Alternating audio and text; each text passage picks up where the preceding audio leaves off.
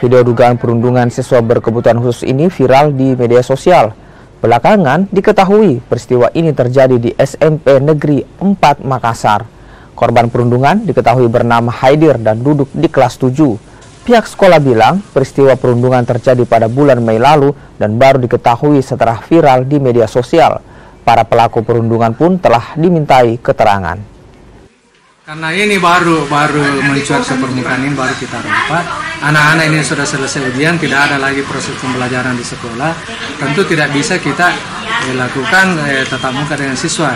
Tapi insya Allah nanti kami sampaikan kepada semua guru wali kelas supaya men-share kepada semua anak walinya bahwa telah terjadi seperti ini dan ini tidak boleh lagi terulang. Cukup ini.